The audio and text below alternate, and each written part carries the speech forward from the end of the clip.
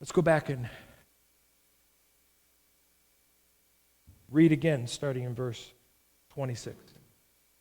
As for Philip, an angel of the Lord said to him, "Go south, down the desert road that runs from Jerusalem to Gaza."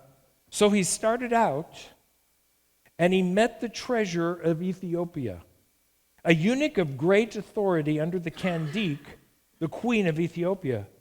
The eunuch had gone to Jerusalem to worship, and he was now returning.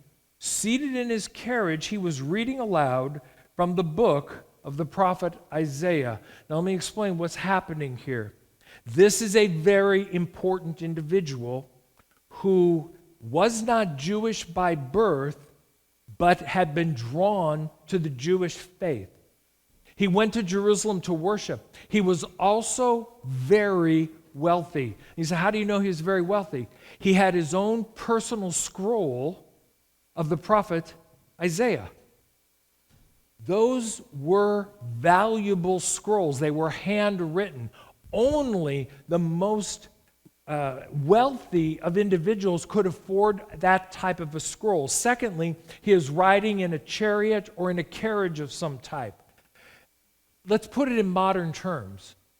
This individual had a motorcade. This individual was surrounded by people that traveled with him, both to take care of his needs and also to protect him.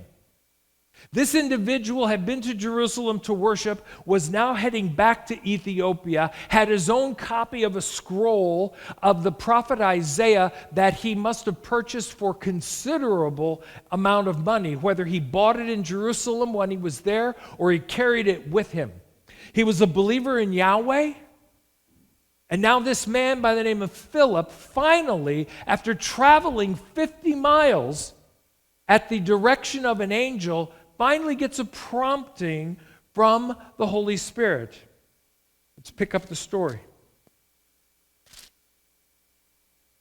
Verse 29.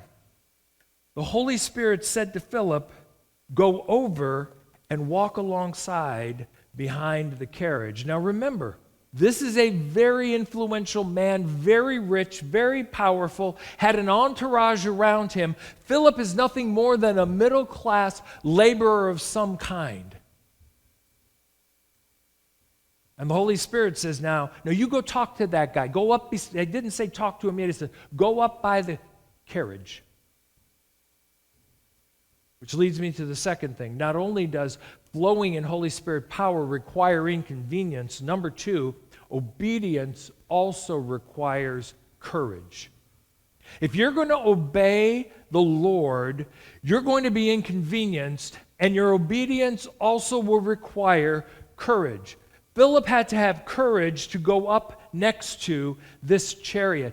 Philip had to have enough self-assurance that he could talk to this man. Maybe not self-assurance, because most of us need not self-assurance, we need Holy Spirit assurance. We need the assurance that God has spoken to us, and so when our heart is doing this, we're going to stop and talk to that person.